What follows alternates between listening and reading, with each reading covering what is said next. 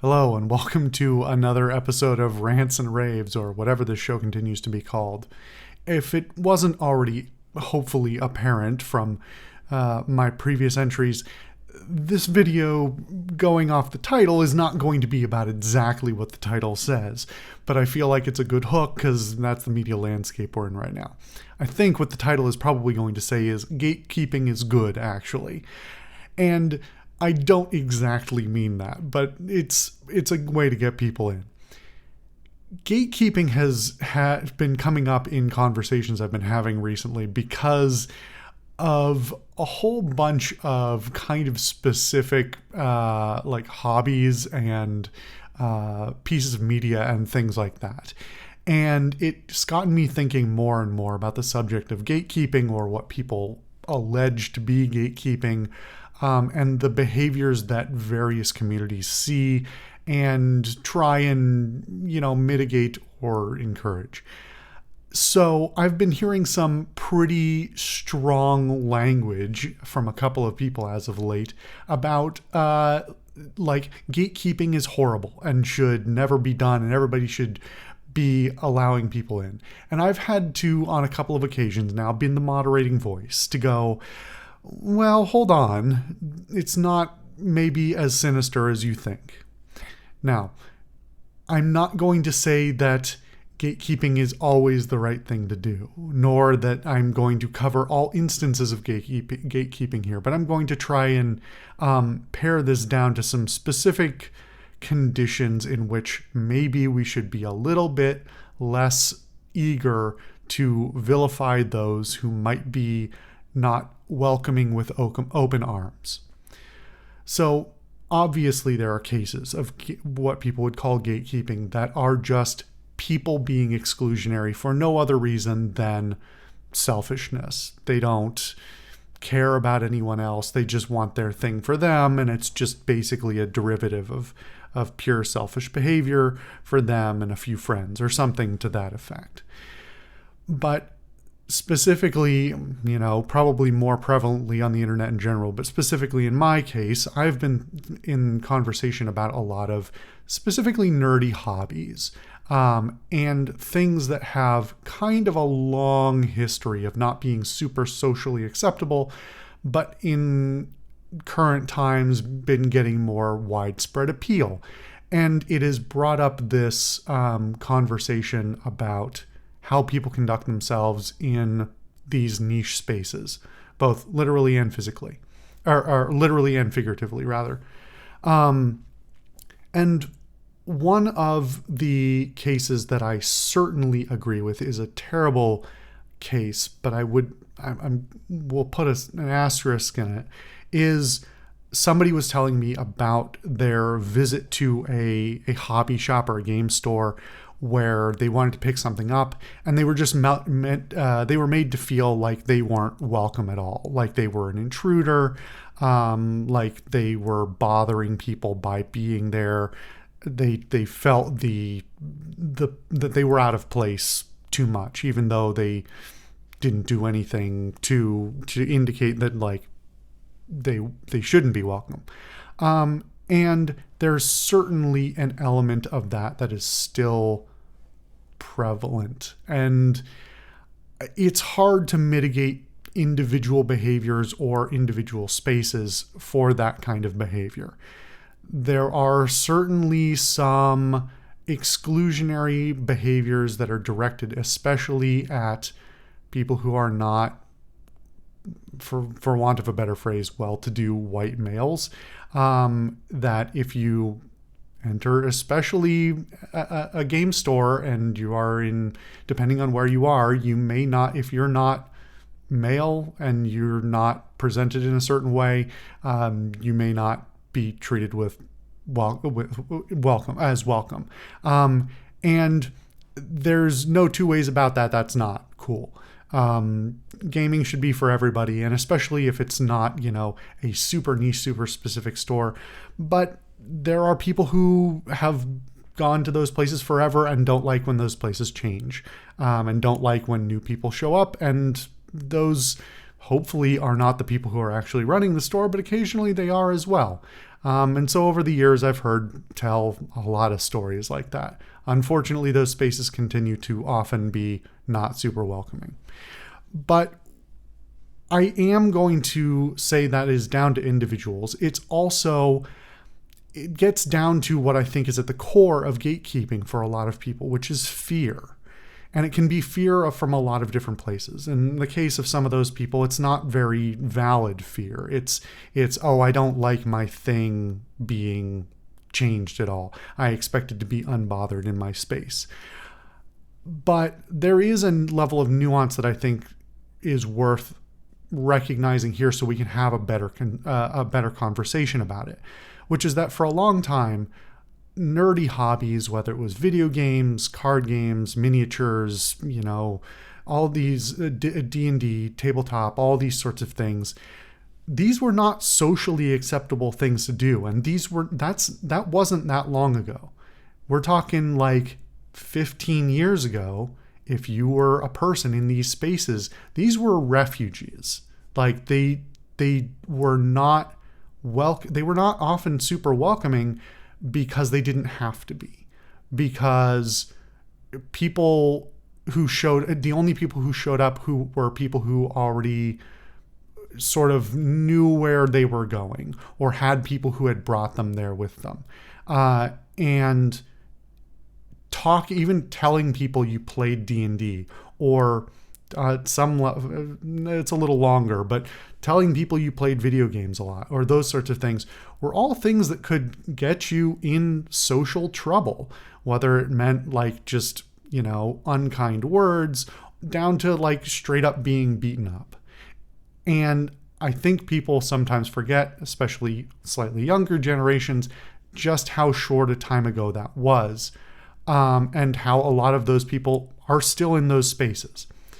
So for a lot of those who are a little bit older, or who might have picked up hobbies and these places for a sense of refuge and a sense of belonging that they didn't find other places, it can be, I think, naturally very defensive for people to not want to have their spaces and their things changed. Especially if they're a little less well adjusted, and it may be one of the few things they have in their life. So that runs the gamut, though. That can go from visceral dislike to a little bit of hesitancy. And I'm going to fully admit that this includes me. I've certainly had my misgivings about the explosion of popularity of a variety of things that I've been into for a long time. In particular, in the last couple of years, two things that have become very popular, especially since the pandemic, are D&D has had a huge explosion of growth, and also Warhammer 40K specifically. And these were relatively niche for a very long time. And I think especially with the explosive nature of the growth and popularity of both of these things, there can be a variety of resistance. So it's hard to pin down individual behaviors. But there is an element of it, especially when you're talking about things that have a lot of technical detail, a lot of lore behind them, a lot of history, and a lot of experience that may be required to sort of get fully into them.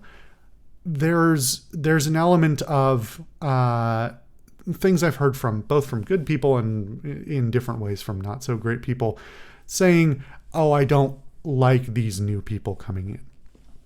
Now, we can unpack that in a bunch of different ways. I think at some level, gatekeeping an influx of new people from a particular piece of media as a blanket thing is a bad thing. But if you are in some of those conditions where the people coming in don't know what they're getting into, they don't know any of the history, they don't know any of the behaviors that are expected of them in the space, whether physical or digital or whatever, And there's sort of an unspoken code of conduct that's gone that has been developed over many years. That can be very alarming for somebody, and can breed a lot of resistance. So the good parts about gatekeeping are that you can welcome people in with care. And I think that's the distinction I want to make here, is that gatekeeping has become a very dirty word. It's become one that basically says you stand at the gates and you don't let anybody in. And I understand why people have historically, and more so recently, have been using it that way. However, I think the word is perfect because it doesn't have to mean that. Gatekeeping can mean just, checking people at the door and being able to say, hi, welcome in. Here's the, your basic things you should know. Please come check out these things, and we'd like to welcome you in. We've got, events for new people. Here's some documents you might want to check out. Here's some reading. Here's videos, whatever. And in some ways that has organically come out of the digital spaces that we largely live in these days. I think, again, 40K and D&D in particular have had huge explosions in no small part because the accessibility of them exploded online, and some very good positive resources cropped up to show that it could be accessible to people who didn't have 20 years and 10,000 hours of study behind them, who didn't read, hadn't read the entire player's handbook cover to cover dozens of times. That's a self-report. Anyway, the point here is that you can organize an incoming chaos on some level by doing a little bit of sort of checking. And personally, that's been one of the things that's been a little alarming for me.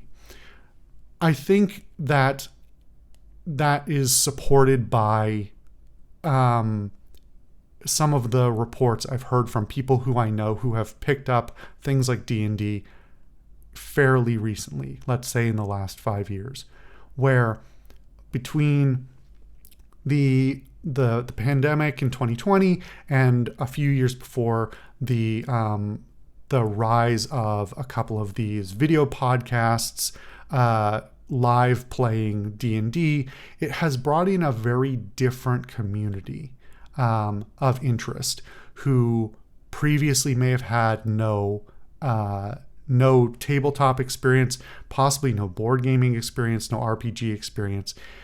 And I have, because of the rate of expansion and the differing expectations of the people who are coming in versus the people who are already there, and the way that digital tools have allowed those people to organize, meet each other, and have possibly good, possibly bad experiences, I've heard a lot of stories from new people coming in about having terrible experiences with new groups. Whether they're new, whether everybody's new, whether maybe the DM is the only old head, or whatever, some version of this, where either there's just a mismatch in expectations, there's bad communication, and maybe nobody in particular is right. Usually that's not the case. Most of the horrible stories I've heard, somebody, and it's usually one of the old people, is being a real piece of work. Rather than being welcoming. But this is sort of where gatekeeping can be useful to be self-reflective as well. It can't be a one-way street. It can't be everybody who's already in the space putting up a wall and saying, you can't come in until you behave like the rest of us. Because, well, there's a moderate level of it, You want new blood in your gaming space, let's say. That's just because that's what we're talking about here. you want new people to come in on some level, because if you never let anybody new in, it will slowly decline and you'll get, no new ideas, no new interest, no growth. It'll just sort of collapse under its own weight. And so having new ideas come in is a good thing. But if you want people to come in and have a good time and have them behave in certain, baseline ways, whether it's, hey, just check this out before you join a group or something like that, I think that needs to be, that's the kind of gatekeeping that can be really, really good. That's the standing there and saying, we want you to come in. Please come in, just check these things out first. Now, this is really hard to moderate. Again, I'm going a little bit in circles here, but this is really hard to moderate in digital spaces, because it's hard to tell who's got the right ideas, who's just popular, who's telling the truth, who's really representing the attitudes of an entire community. And this can be, this goes to all different size communities. Obviously, D&D and 40K have had a huge explosion. It's many, many, many millions, if not, hundreds of millions of people at this point. Whereas you can also have, I've talked previously in some of these episodes about streaming and YouTubing and those sorts of things, where you might have a very small, tight-knit community. And if new people come in, you want to welcome them in, but you want them to read the rules and, behave with a certain amount of decorum while they're in the chat or watching the stream or what they're contributing, those sorts of things. And so I think the main thing here is just letting people understand what's going on and why. So before I keep kind of circling around this requires reflection from both sides. For the people who are already in a space, if you have a reaction to someone trying to join, I think everybody should consider why they have that reaction. Is your snap reaction, I don't want new people here? Or is it, I'm worried that new people will change my space? Or I'm worried that new people will not respect the space that we have as a community here? And if you have those reactions, figure out why you're having them, and then what you can do to mitigate them in a positive way that promotes growth. What can you say to people who are coming in that encourages them to, before they, do whatever you're afraid of, to say, hey, here's what the community's like. Here's the welcoming packet, in whatever literal or metaphorical form that may come. What can you do to both mitigate your own fears and understand your own concerns? But on the flip side, if you're joining a new community, there are a lot of people, whether, again, it could be digital or physical, just jump into a new space and may not really care what is already there. They just want they want to get in. And that's not even necessarily a malicious thing. It can be. It can just be people who don't care what other people want. But often it's just a complete lack of awareness. So if you're going into a new community, consider for yourself who's already here. What are the demographics like? How's everybody conducting themselves? Did you walk into the library and shout at the top of your lungs? That sort of, getting a gauge on the room, reading the room and understanding how people are conducting themselves and why that might be. If you're being disruptive in one way or another, did you mean to, or did you just not understand what you were getting into? And so, unfortunately, this requires a level of self-reflection on both sides that is not that common. And in a greater sense, as I talk about many times, this all comes down to me wanting to foster more self-awareness in people. Consider yourself, what your expectations are, what your wants are, and how you can be considerate of the people around you, how you can welcome people, and how you can be welcomed. Anyway, I don't know if I did a good job on this video at all, but this is Rants and Raves. I'm trying not to overthink it. Anyway, leave me a comment if you strongly agree or strongly disagree, or if you've got your own personal stories of a time you were or weren't welcomed and how fair or unfair you think it was. Because I think everybody's had these experiences before where they wanted to be in on something and they weren't allowed, or they maybe didn't let somebody in who should have been let in. So let me know your thoughts. Thank you for watching. I'll see you guys next time.